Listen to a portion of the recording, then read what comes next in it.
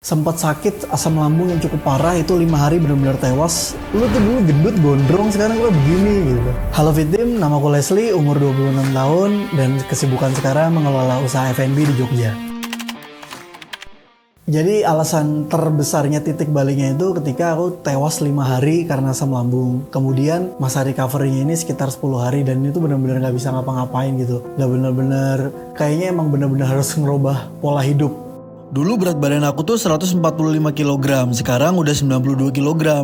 Akhirnya momen-momen ini tuh mengganggu ke semua hal, mengganggu ke pekerjaan, kepercayaan diri, dan kalau sakit ini yang ternyata yang repot tuh bukan kita gitu, justru malah orang lain. Dan mulai dari situlah ketika balik ke Jogja dan akhirnya memperbaiki pola hidup.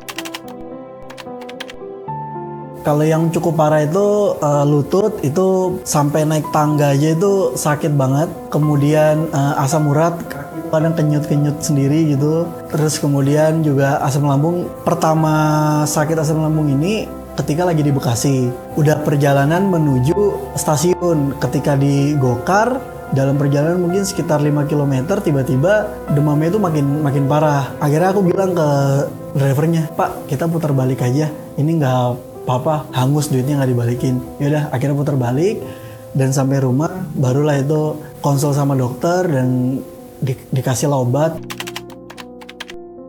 Orang-orang sekitar sih banyak yang nggak nyangka juga sih ya. Di bulan Juli itu aku udah turun mungkin sekitar 20 kiloan, hampir 30. Aku datang ke nikahan seniorku di kampus. Kemudian aku datang, aku bilang, "Halo bang," mereka nggak ada yang kenal, terus bilang ini, terus aku buka masker, ini Leslie, terus bilang, "Weh, anjing gini-gini," dia yang kaget, "Lu tuh dulu gendut gondrong, sekarang lu begini," gitu. Itu makan sehari sekali, sebisa mungkin itu makan protein, makan karbonya dikit banget, makan sayur secukupnya. Apakah berhasil? Cukup berhasil. Cuman setelah 3 bulan yang mungkin terdengar ekstrim ini, diperbaikilah. Sama tetap one meal a day, tapi porsi makanannya ditambahin lagi. Jadi makan sehari kenyang, tapi bener-bener yang kenyang dan makannya tuh nggak menderita dan menyenangkan. Kalau untuk di awal, godaan paling besarnya itu jaga makan sih ya, karena kan merubah kebiasaan yang dari yang sangat buruk menjadi yang jauh lebih baik, itu kan sangat-sangat susah gitu. Godaan paling besar makanan, contohnya tuh kayak junk food. Kalau favoritku dulu tuh nasi padang, itu dicampur sama ayam fried chicken gitu, itu udah paling enak banget. Untuk di awal tuh berat banget, cuma karena udah lebih dari 30 hari, mau lagi semangat atau nggak semangat itu udah kayak keseharusan aja, jadi lebih belajar ke diri sendiri untuk lebih bisa disiplin.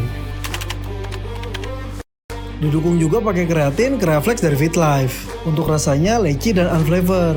Terus juga yang kedua pakai Dipro yang rasa tiramisu. Jadi fungsinya Dipro ini selain untuk sebagai protein doang, dia juga jadi meal replacement juga sih kak. Jadi misalnya malam nih tiba-tiba lapar, ya udah tinggal konsumsi itu aja dan itu sangat-sangat membantu supaya nggak berasa lapar daripada ketimbang harus makan. Jadi lebih baik konsumsi Dipro.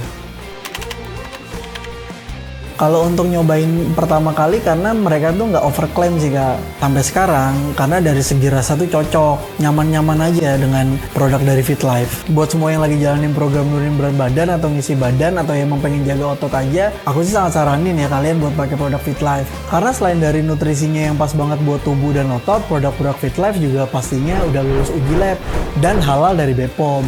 Jadinya pasti aman banget. Tunggu apa lagi? Be better with FitLife. FitLife, Ants Nutrition.